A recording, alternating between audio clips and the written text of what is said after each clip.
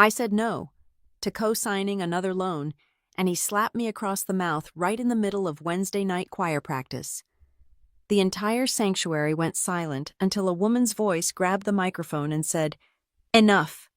In Millhaven, Virginia, people are used to bowing their heads and letting God handle it, but I work in compliance. I let evidence handle it. He thought the church was his fortress to hide his sins. He didn't know the choir that night included the one person he'd assumed was gone for the past 20 years.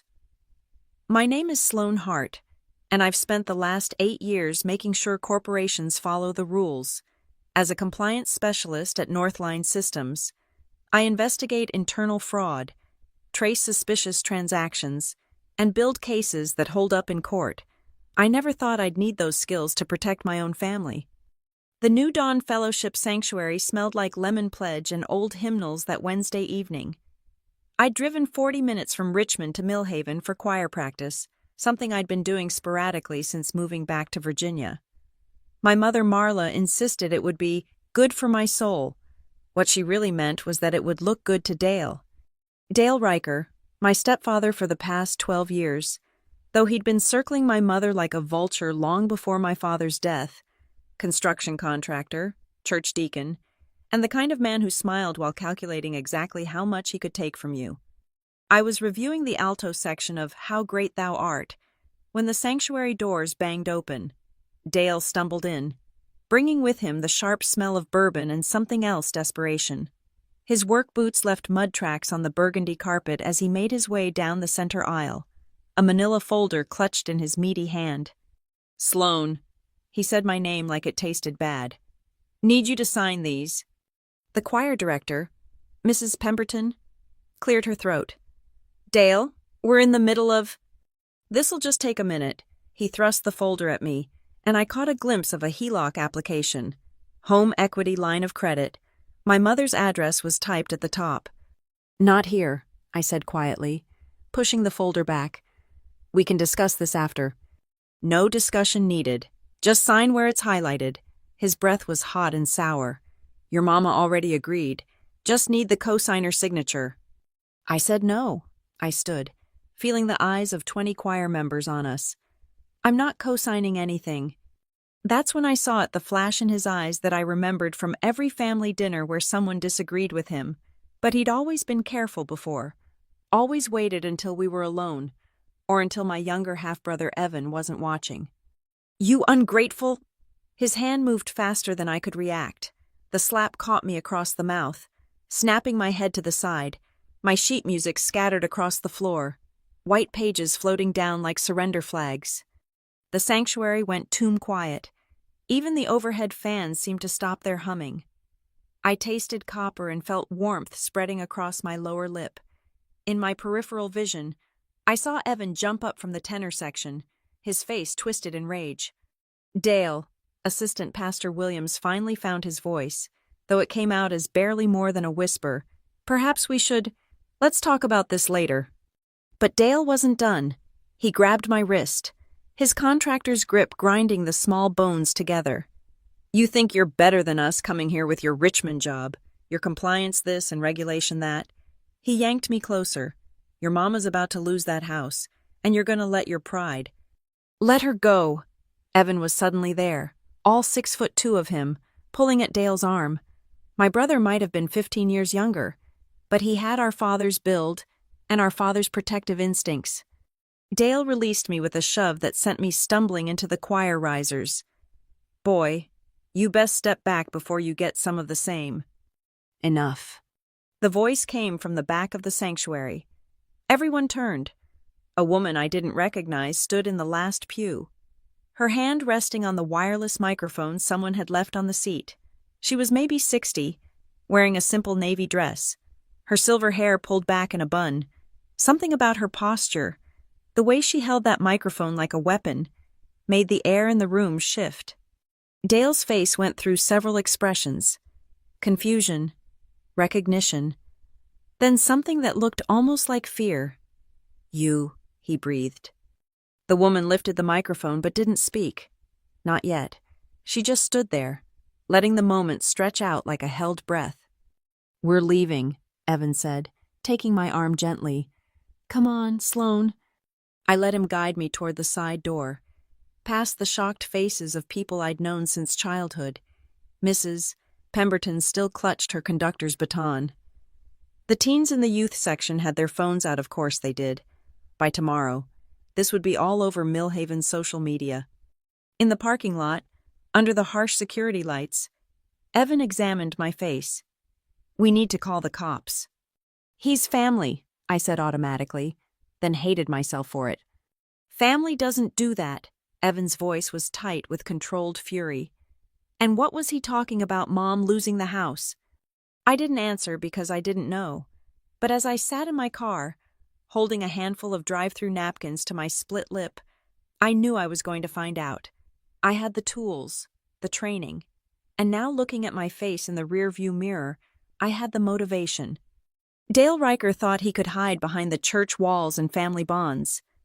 He was about to learn what happened when you slapped a compliance specialist who specialized in following paper trails. He was about to learn that some sins couldn't be covered by Wednesday night prayers. Back in my Richmond apartment, I pressed a bag of frozen peas against my swollen lip and opened my laptop. The compliance specialist in me knew that Dale's desperation meant something bigger was happening.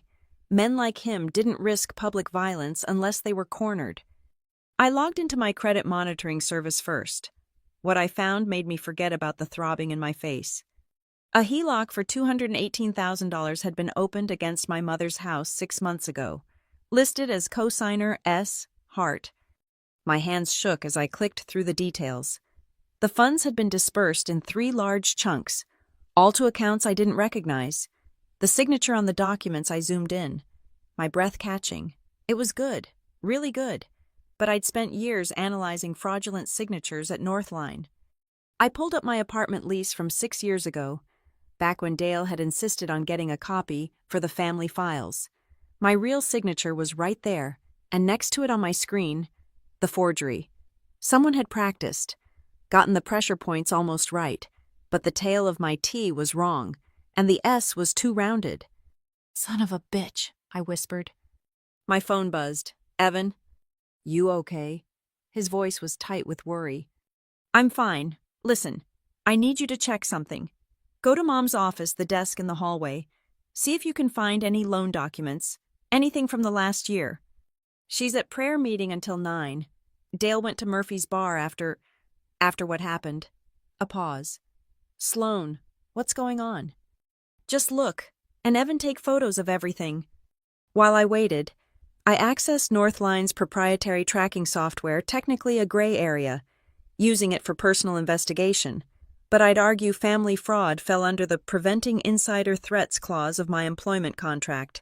I set up data traps, creating automated searches for any transactions involving Dale Riker, Riker Renovations, or my mother's address. 20 minutes later, my phone lit up with images from Evan. My stomach dropped with each one.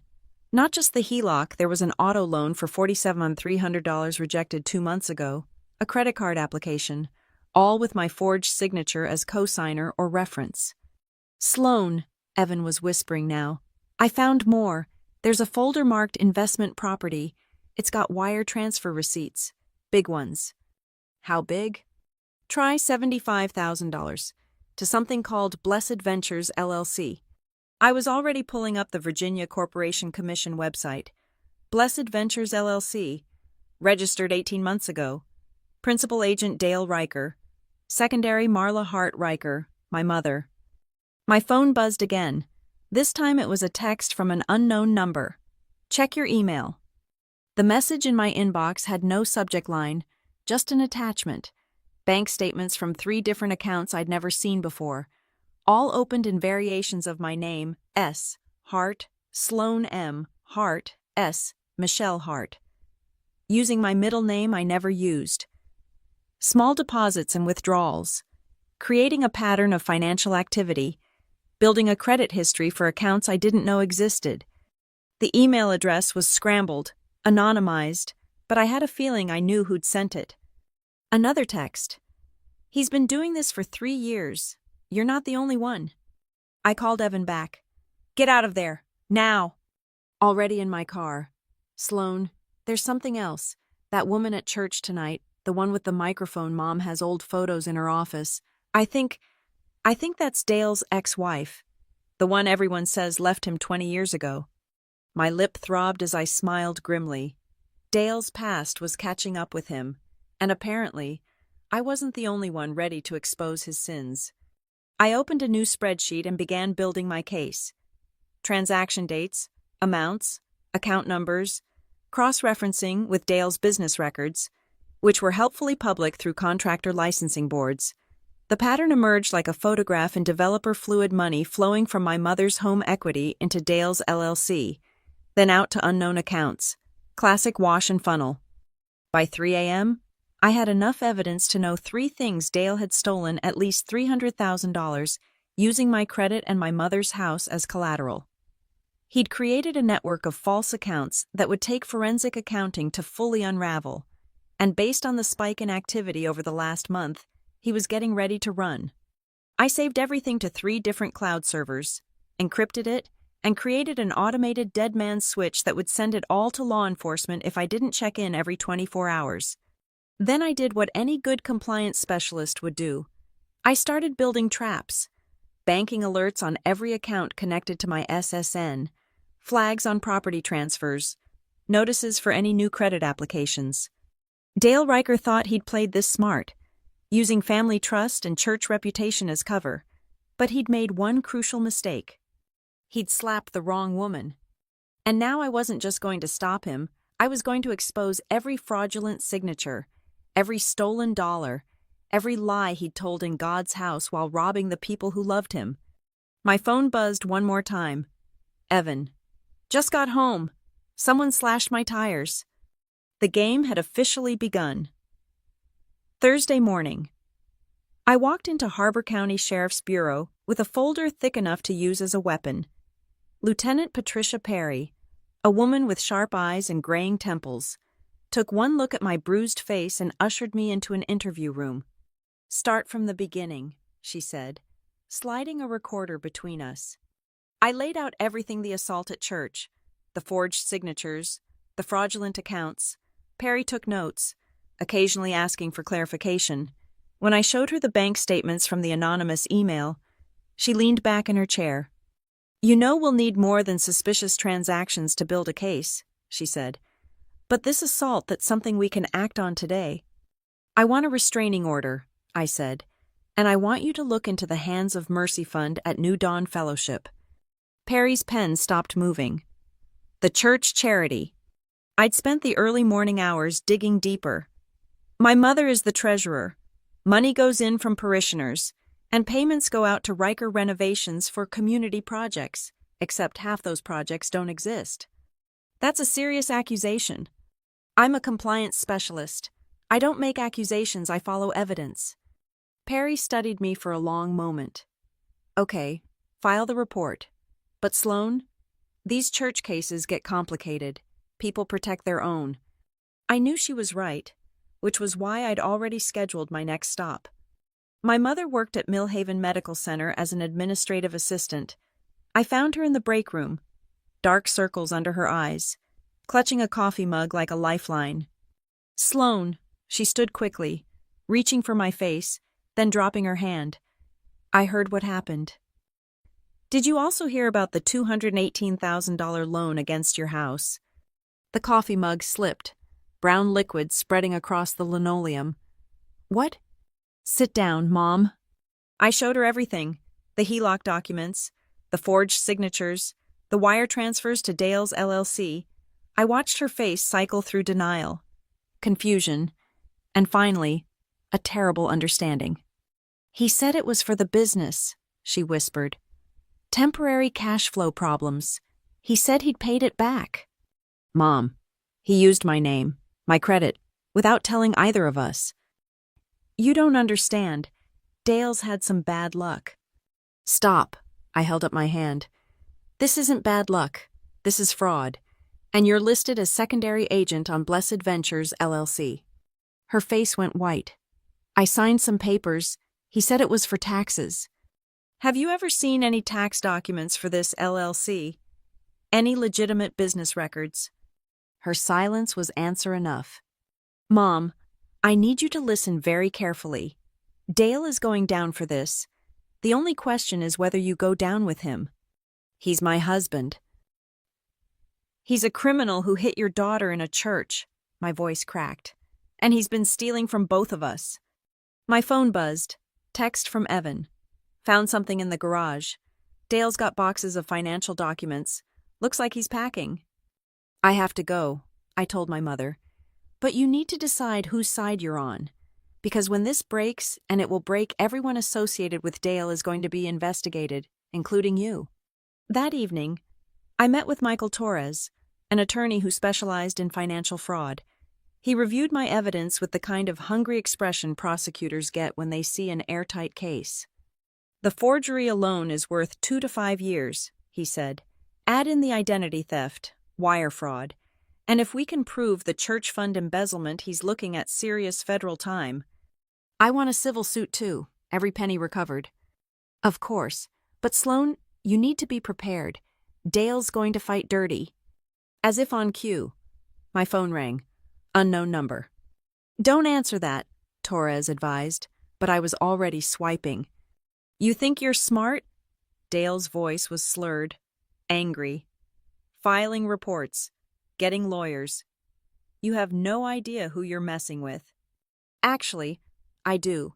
Dale Eugene Riker, contractor's license number 2705511A, social security number. Shut up. You shut your mouth. I heard something crash in the background. Your mother and I have an understanding. You're going to drop this. Or what? You'll forge more documents, steal more money. Hit me again because that worked so well the first time. You little... I hung up and looked at Torres. Please tell me Virginia is a one-party consent state for recordings. He smiled. It is, and that was beautiful. That night, I found a note under my windshield wiper. Drop the charges, or everyone will know what kind of daughter abandons her family. I photographed it, adding it to my evidence folder. Then I sent a text to the anonymous number that had been helping me. He's getting desperate. The response came immediately. Good. Desperate people make mistakes. Check the church calendar for Fall Festival planning meeting. I pulled up New Dawn Fellowship's website. The Fall Festival was their biggest community event, complete with live music, and I smiled coldly. A special address from Deacon Dale Riker on faith, family, and financial stewardship. The irony was delicious, but more importantly, it was public, very public, with live streaming. I called Evan. How do you feel about running some AV equipment at church? After what he did to you and my tires, I'll run whatever you need. The pieces were falling into place. Dale thought the church was his fortress. But he'd forgotten something crucial. Every fortress has a weakness. And I'd just found his... The Millhaven Diner hadn't changed in 30 years, same cracked vinyl booths, same coffee that could strip paint, same promise of privacy in the back corner booth. Mavis Whitford was already waiting when I arrived, her weathered hands wrapped around a cup of tea. Sloan Hart, she said, studying my faded bruises. You look like your grandmother when she was young. Same determined jaw. I slid into the booth across from her. You were the church treasurer before my mother. 22 years. She reached into her purse and placed a USB drive on the table between us. I've been waiting for someone to ask the right questions. And what questions should I be asking? Why a woman with a master's degree in accounting left her position suddenly? Why the church board meetings stopped being recorded?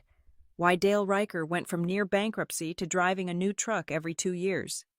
I pocketed the drive. What's on this? 2 years of audio recordings from finance committee meetings. I started taping them when the numbers stopped adding up. She lowered her voice. Dale would instruct your mother to categorize donations as building fund money, then approve payments to Riker renovations for repairs that never happened, roof work during perfect weather, foundation repairs on a building that passed inspection. You recorded him saying this. Every word, including the meeting where he told me to let the Lord handle the bookkeeping when I questioned a $40,000 discrepancy. Why didn't you go to the police? Mavis's laugh was bitter. Small town. Big church. Pastor Williams told me I was causing discord in the body of Christ. Said I should pray about my suspicious spirit. So I prayed and I kept recording. Who else knows? You're the third person to ask about the church finances in 20 years. She paused meaningfully. The first was Dale's wife, his real wife, not your mother. She asked too many questions and then one day she was gone. Moved away, Dale said. Left him and their marriage. But you don't believe that. Margaret Riker didn't leave. She was run out. Dale destroyed her credit, emptied their accounts, and told everyone she'd had a breakdown. Sound familiar? My skin prickled. The woman at choir practice. Noticed that. Did you? Mavis smiled thinly. Took her 20 years to come back. Must have heard about what happened Wednesday night. Small towns have long memories and fast gossip. I leaned forward. How do I find her? You don't. If Margaret wants to talk to you, she'll find you. Mavis stood, leaving a 20 on the table. But if I were her, watching Dale do to another family what he did to mine, I'd be ready to finally tell the truth. That evening, I uploaded the USB contents to my secure cloud. Mavis hadn't exaggerated.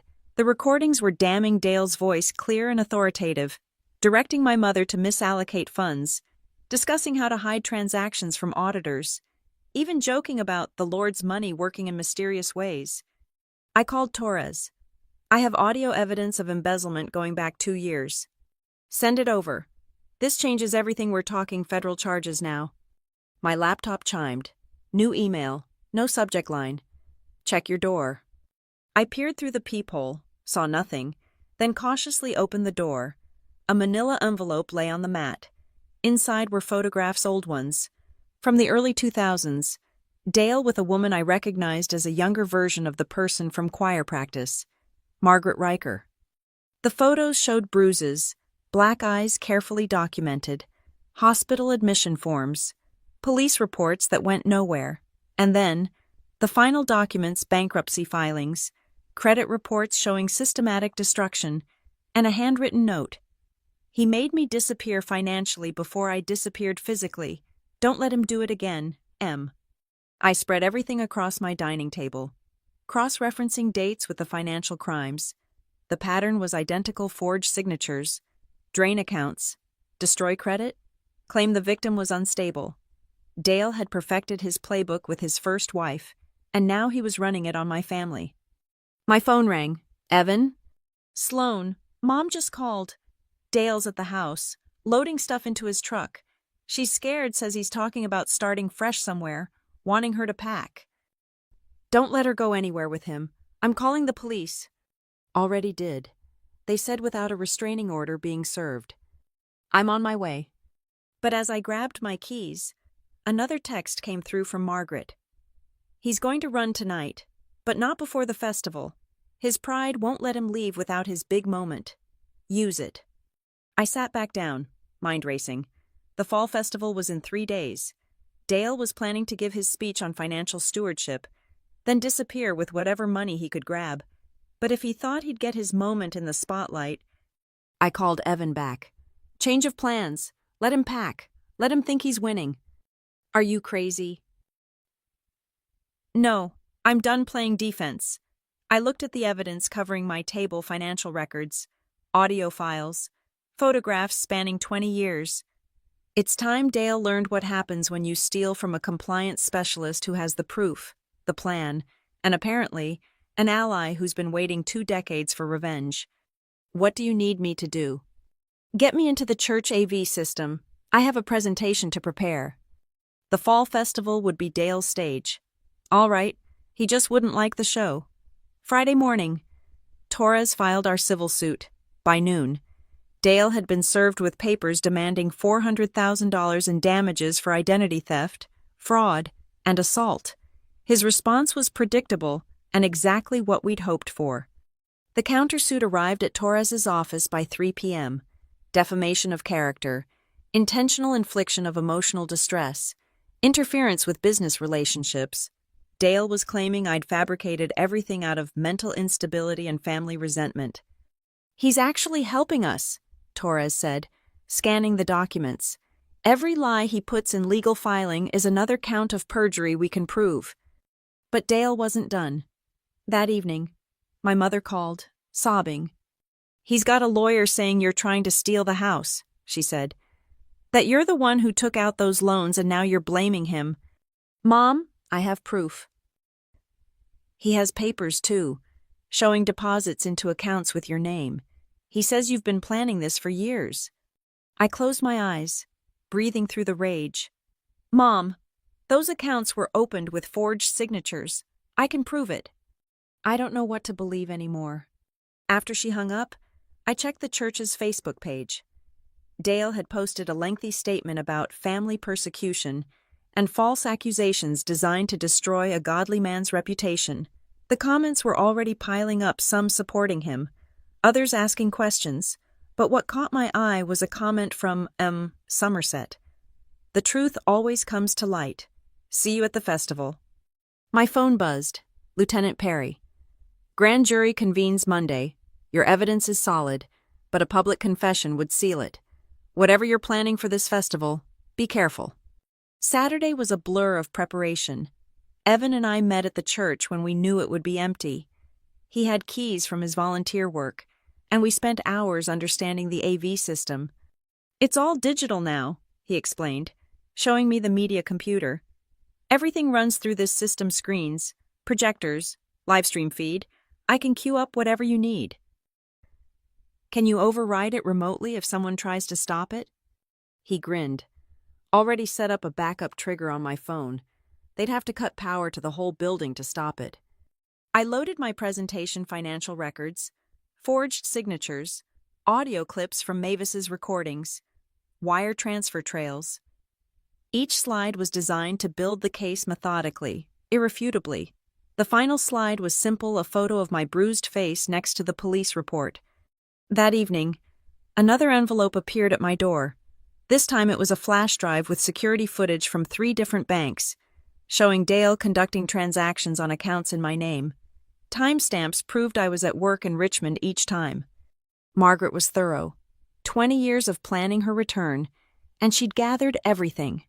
Sunday morning, the church was buzzing about the festival. Dale stood at the entrance in his deacon suit, shaking hands, his politician's smile never wavering. He saw me arrive with Evan and his jaw tightened, but he couldn't make a scene, not with half the congregation watching. "Sloan," Pastor Williams intercepted me. "Perhaps it would be best if I worshipped elsewhere. I kept my voice steady. I'm not the one who committed assault in your sanctuary." He shifted uncomfortably. "Dale has been a pillar of this church for over a decade." "Pillars can be hollow," a voice said behind me. Margaret Riker stepped into view, and the pastor went pale. "Hello, Howard. Remember me?" "Margaret, I thought we were told that I abandoned my family, had a mental breakdown." She smiled coldly. "Dale's always been creative with the truth." The festival committee meeting after service was tense. Dale kept shooting glances between Margaret, me, and the AV booth where Evan was doing sound checks. Finally, he couldn't contain himself. "What's she doing here?" He pointed at Margaret. "She has no right." "I have every right," Margaret said calmly. "I'm still a member. Never officially left. Just took a sabbatical." "Dale," my mother touched his arm. "Maybe we should..." "Should what?" "Let them spread their lies." His voice was rising. "I've given everything to this church, everything, and this is how you repay me." I pulled out my phone, started recording. "What lies?" "Dale, be specific." "You know what you've done, those accounts, that money you and your brother, always resentful, always..." "The accounts opened with my forged signature, the ones you used to funnel money from my mother's house." His face was reddening. "You can't prove..." "Can't I?" I smiled. "Looking forward to your speech at the festival. Financial stewardship, right? Should be educational." He lunged forward, but 2 of the younger deacons stepped between us. "Brother Dale," one said firmly, "let's take a walk." As they led him outside, Margaret moved closer to me. "He'll run tonight if he thinks the walls are closing in." "No," I said. watching through the window as Dale paced the parking lot. He won't miss his moment on stage. His ego won't let him. My mother stood frozen, looking between us. I don't understand any of this. Margaret's voice was gentle but firm. You will, Marla. Tuesday night. You'll understand everything, and then you'll have to decide stand with the truth or fall with the lie. The festival was in 48 hours. Everything was in place. The evidence was loaded. The live stream was scheduled, and Lieutenant Perry would be in attendance for community relations. Dale Riker thought Tuesday would be his triumph. Instead, it would be his judgment day. And this time, when he raised his hand to strike, the whole world would be watching. Monday evening. I met with Evan and Mavis at my apartment for final preparations. The evidence was organized into a devastating sequence. Each slide would build on the last, creating an inescapable net of truth. The trigger has to be organic, I explained, showing them the presentation flow. We can't just hijack the screen unprovoked. We need Dale to create the moment. He will, Mavis said confidently. That man can't help himself when he thinks he's winning. Evan tested the remote access one more time. I've got 3 backup routes into the system. Even if they lock me out of one, I can push the presentation through. My phone buzzed. Margaret. He's been to 3 banks today, cleaning out accounts. He'll run right after his speech. Then we need to make sure he doesn't get that far, I said. The plan was surgical in its precision. Everything hinged on Dale's own words, his need to grandstand, his inability to back down from a challenge. We'd studied his patterns, his triggers, his overwhelming need to be seen as righteous. What about your mom? Mavis asked gently. I tried one more time this afternoon. She's choosing to stand by him. The words hurt to say. When this goes public, she'll be investigated too.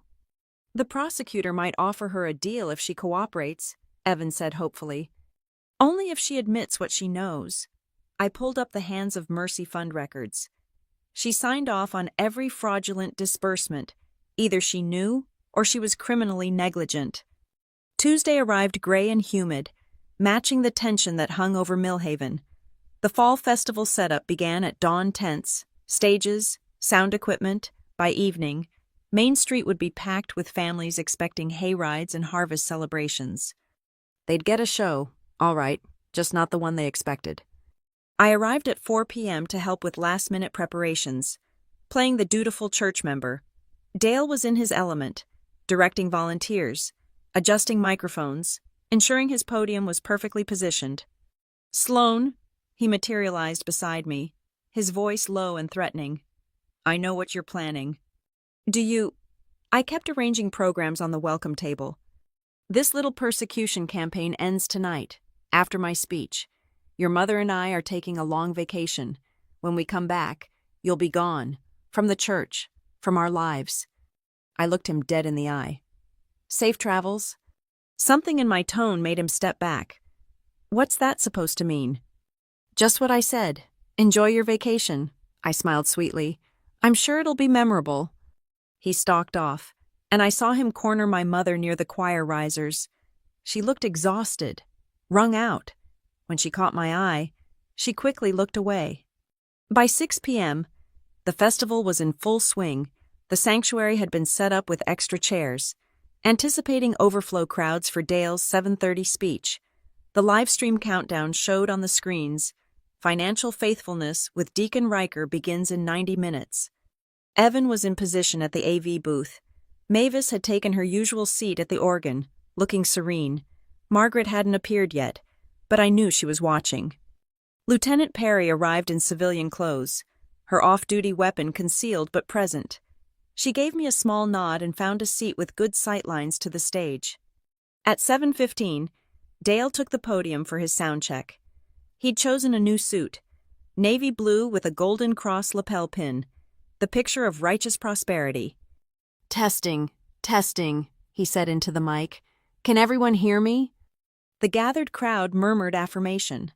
I slipped into a seat near the back, my phone ready to record.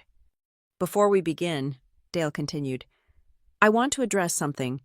As many of you know, My family has been under attack recently. False accusations. Bitter relatives trying to tear down what God has built. He looked directly at me. But tonight, I want to talk about real financial faithfulness, about what it means to be a true steward of God's blessings. My phone vibrated. Evan, ready when you are. At 7:30 sharp, Pastor Williams introduced Dale to thunderous applause. The live stream indicator glowed red. 300 people in the sanctuary, another 1,000 watching online. Dale began his speech with scripture, weaving in personal anecdotes about building his business, supporting the church, being a provider. The audience was eating it up, nodding, amening, completely under his spell.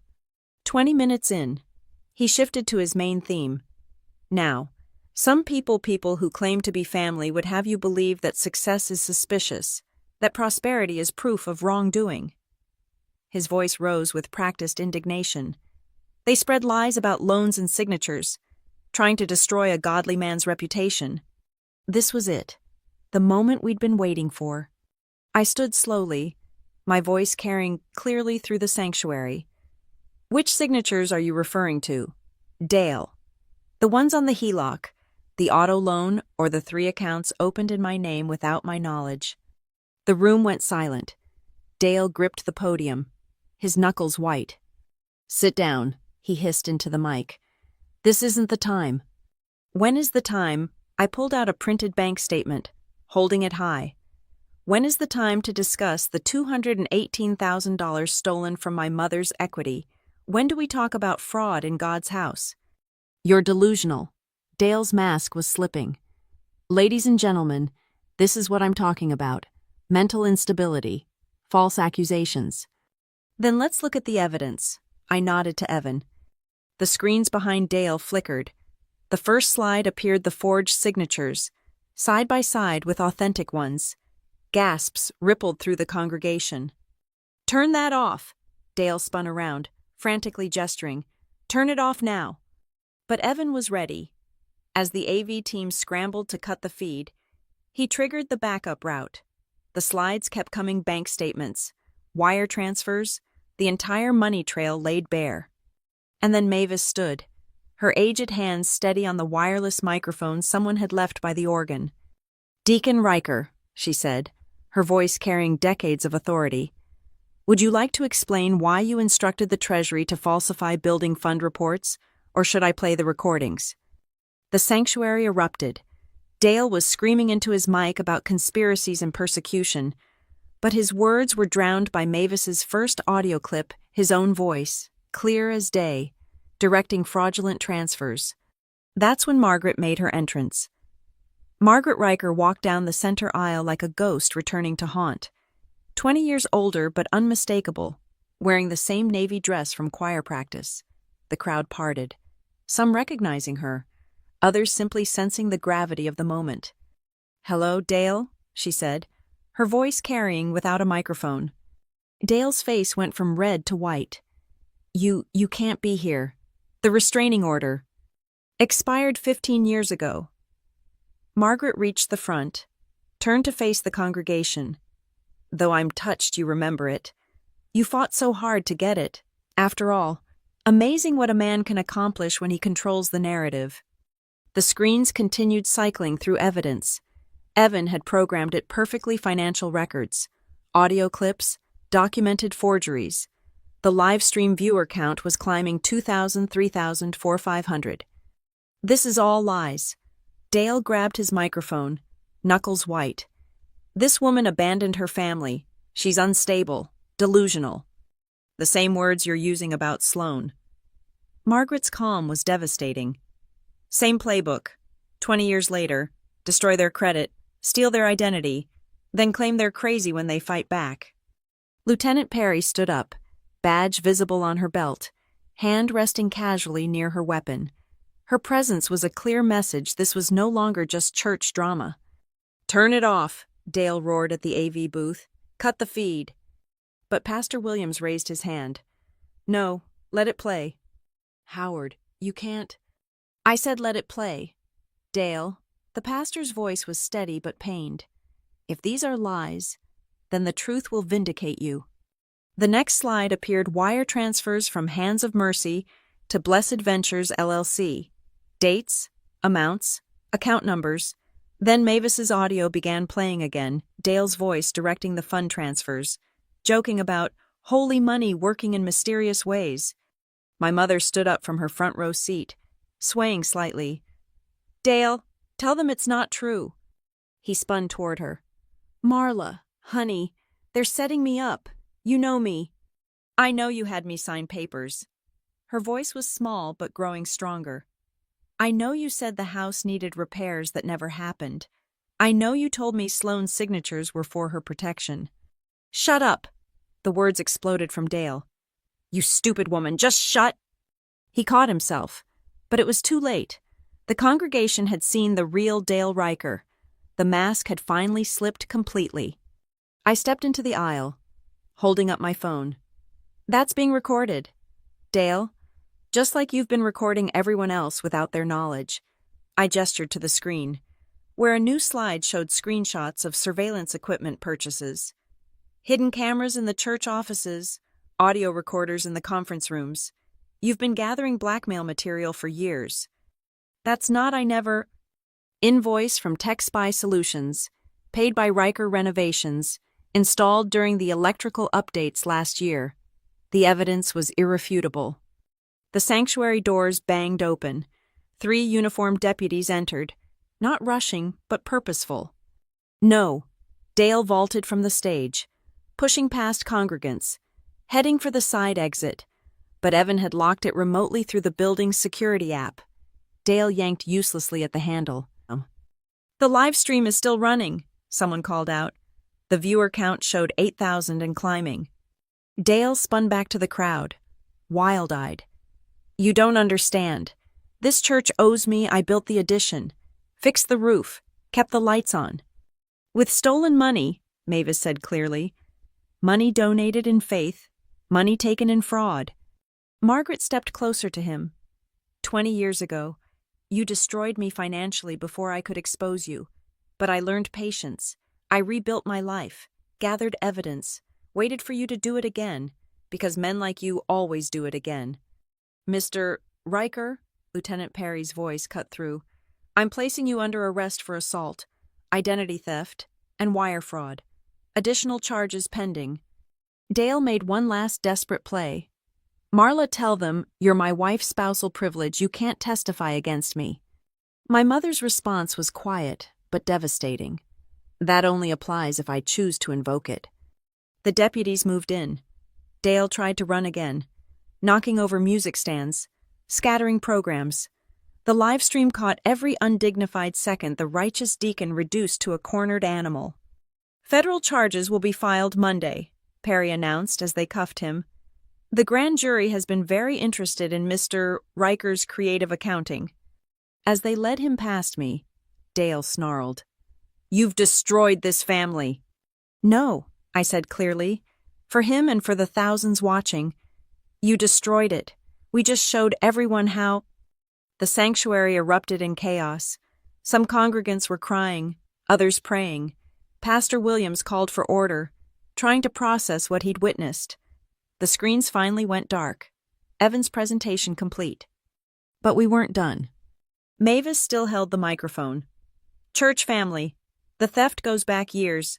Every member who donated to the building fund, the mission fund, the benevolence fund, you deserve to know where your money really went." She began reading from her ledger, names, amounts, dates, the full scope of Dale's embezzlement laid bare. The live stream kept rolling, documenting everything. Margaret found me in the crowd.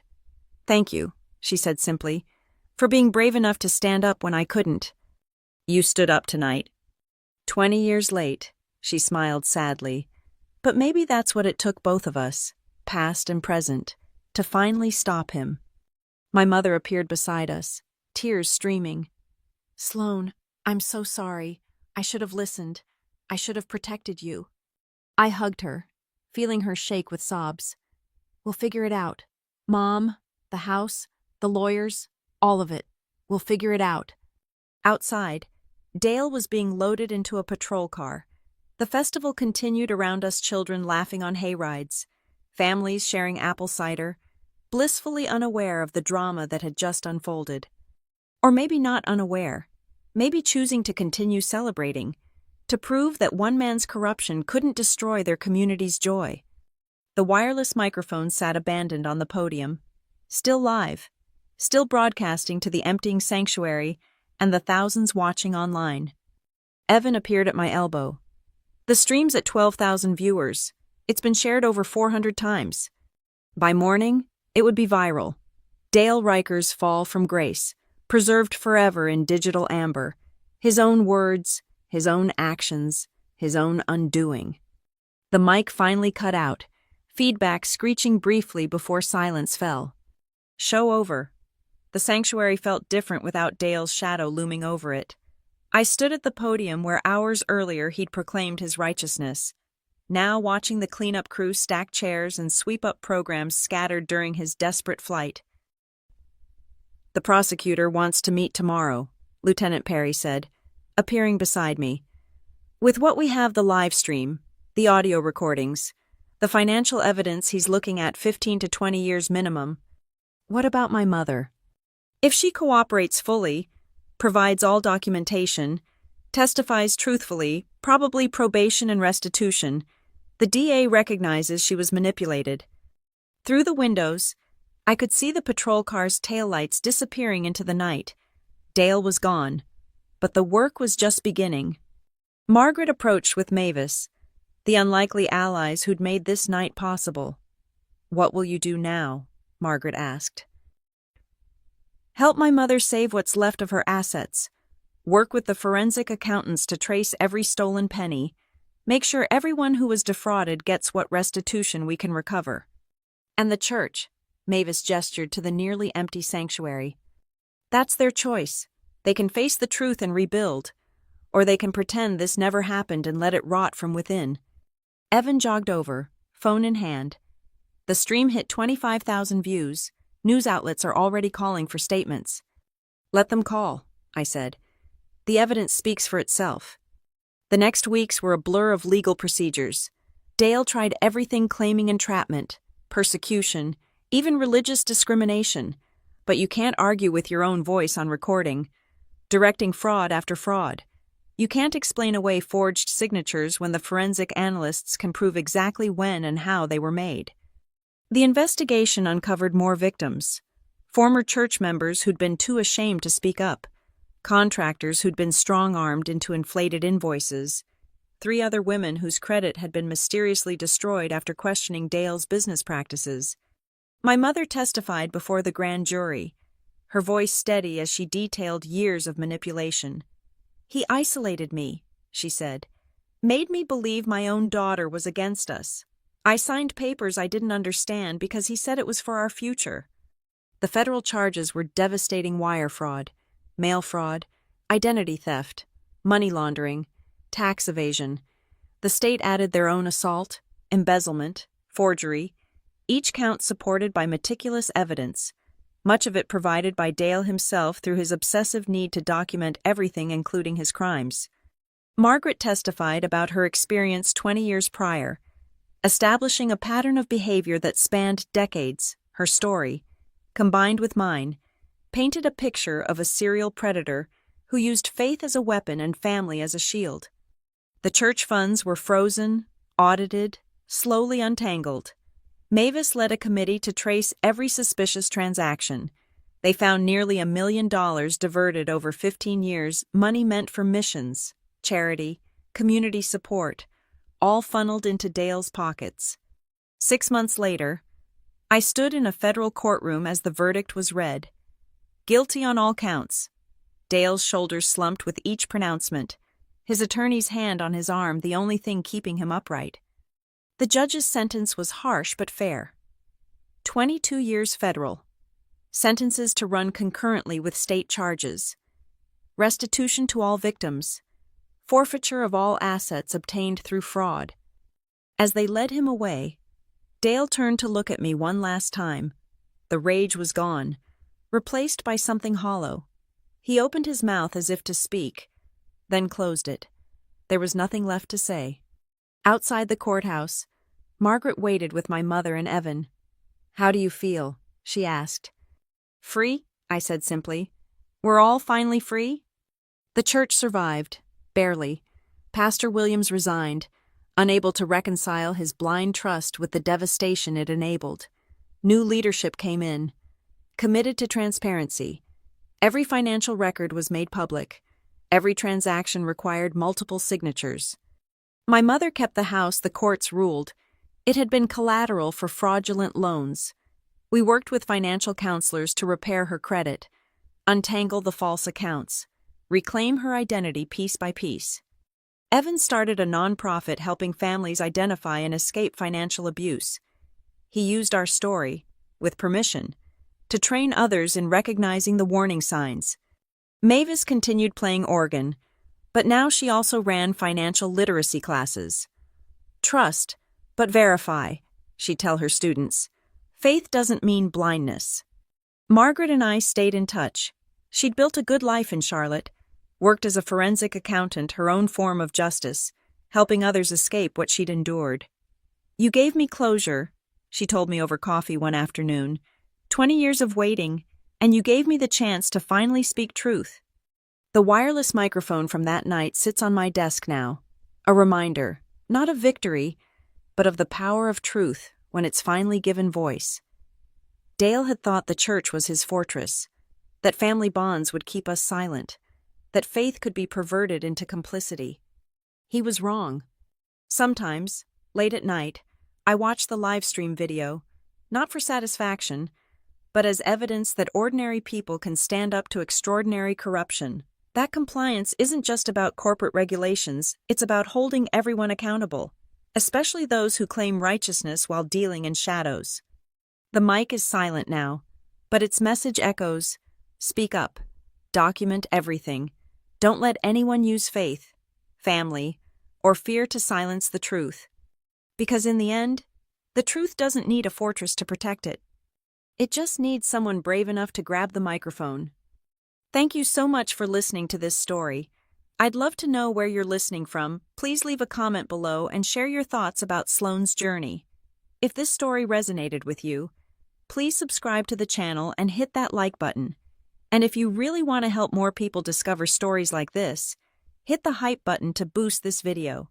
Your support helps these important narratives reach those who need to hear them most.